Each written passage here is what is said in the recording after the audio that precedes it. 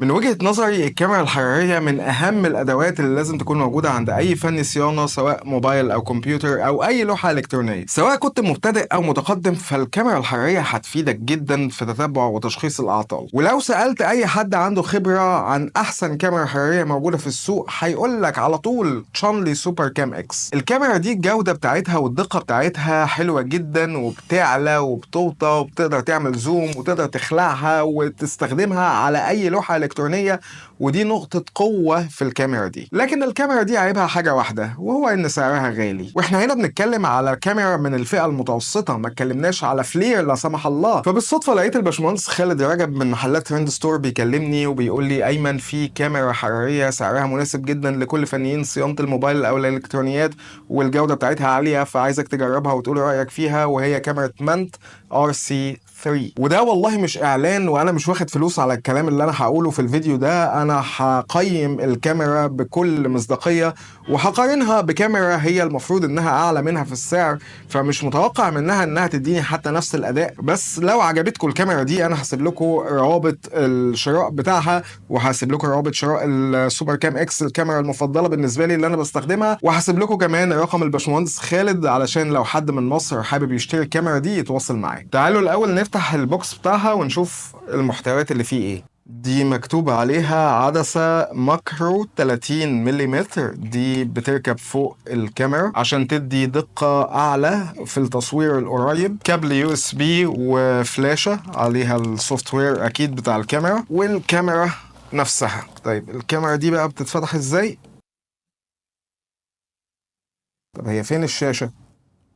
هو في مكان إن الشاشة تتحط، بس هو مفيش شاشة. على العلبة مرسوم ان في شاشة هنا، ولا ده موبايل ولا ايه؟ طيب هو انا بعد ما دخلت بحثت اكتشفت ان الصورة دي هي يعني شكلها باين قوي انها شاشة، لكن هي مش شاشة. تقدر تحط الموبايل هنا وتوصله بالكاميرا، والكاميرا ليها ابلكيشن على الموبايل وتقدر تعرض الصورة على الموبايل. ودول كابلين USB، مش كابل واحد. واحد بيستخدم لربطها مع الكمبيوتر، والتاني بيستخدم لربطها مع الموبايل. وللأسف هو جاي كابل تايب سي، يعني ما تقدرش انك توصلها غير بموبايل يكون شغال بتايب سي. الكاميرا نقدر نعليها ونوطيها من المسمار اللي ورا ده، ونقدر نفك المسمار ده فتتخلع معانا الكاميرا ونستخدمها في ايدينا كده، عشان لو البوردة اللي شغالين عليها اكبر من المساحة دي فنقدر ناخد الكاميرا معانا ونشتغل بيها على الديسك او على البوردة بتاعتنا، بوردة تلفزيون مثلا، بوردة لابتوب، بوردة ايباد كبير مش هتيجي هنا. دي الملفات اللي موجودة على الفلاشة، وانا مستغرب انها شورت كاتس، فربنا يستر وما يطلعش فيروس. انا مش فاهم هو ازاي بيسطب من شورت كات.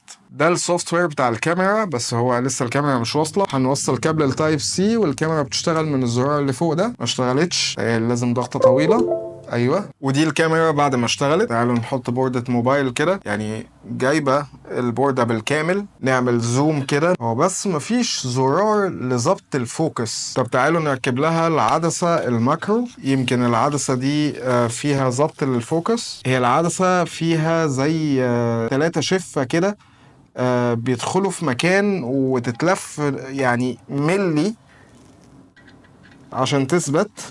هي كده ثبتت، بس انا مش عاجبني انها يعني مش ثابته خالص يعني، ومفيش فوكس. ده المنظر بعد ما العدسة الماكرو ركبت. العدسة الماكرو دي محتاجة ان الكاميرا تقرب من البوردة كده. انا اقرب حاجة للبوردة، ما تقدرش تنزل اكتر من كده. كده دي الصورة بالعدسة الماكرو، خليني اشيلها.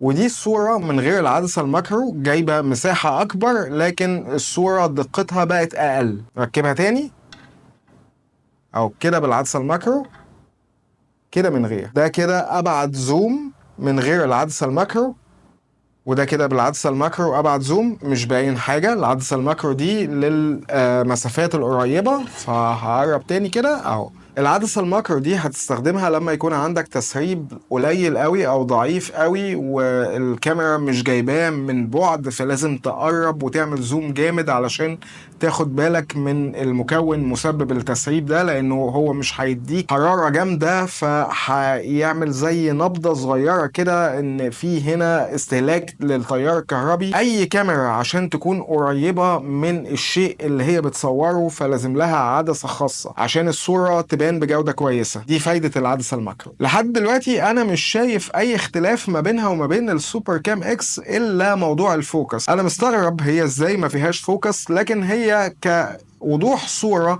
وضوحها يعني باين ايه المكون اللي هيسخن هيبان، مش محتاج انت تتفرج على تفاصيل البوردة، يعني ده مش مايكروسكوب. بالنسبة للسوفت وير بتاعها فهو نسخة من السوفت وير بتاع التشارلي سوبر كام اكس، وحتى فيها 3D ثيرمال اناليسيس بيوريك صورة حرارية للبوردة ثلاثية الابعاد. تعال بقى نشوف الدقة بتاعتها في اظهار الشورت. انا معايا جهاز دلوقتي فيه فول شورت قوي، بس انا مهدي الامبير شويه علشان اقدر اتكلم. فانا دلوقتي مخلي الجهاز يسحب 1 امبير بس، وباين الاي سي اللي فيه الشورت، لكن طبعا باين ان الكاميرا مش عامله فوكس لان ما فيهاش زرار فوكس، بس برضو باين مكان المكون اللي فيه الشورت. لما قربت الكاميرا كده شويه على البورده كده الفوكس بقى اوضح والصوره بقت اوضح. تقريبا التحكم في الفوكس فيها هيكون عن طريق انك تقربها وتبعدها من البورد، وده نفس الجهاز ونفس الشورت بس باستخدام العدسة الماكرو.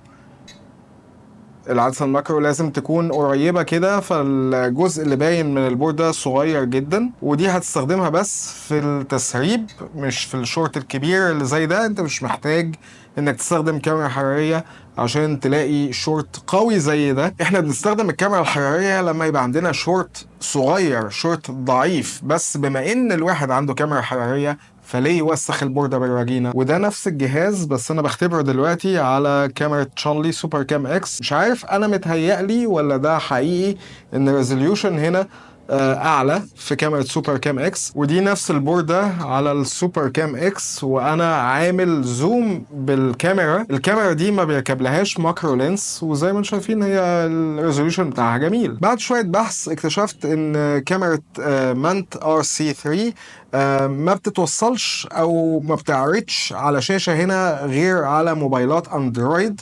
يعني انا كنت فاكر ان كابل التايب سي ده ممكن يتوصل بايفون، لكن لما بحثت على الابلكيشن بتاعها على متجر ابل ما لقيتهوش. الكاميرا جميلة جدا، ولما اتفرجت على الريزوليوشن بتاعها بالمقارنة بالسوبر كام اكس وبالمقارنة بفرق السعر الكبير اللي ما بينها وما بين سوبر كام اكس، فانا هرشحها للطلبة بتاعتي لانها قيمة مقابل سعر كويسة جدا. الوضوح بتاعها كويس، بتقدر انها تلاقي الشورت بسهولة. للأسف انا ما كانش عندي جهاز يكون فيه تسريب، لكن انا واثق انها هتجيب المكون مسبب التسريب لان الريزوليوشن باين يعني ما شاء الله.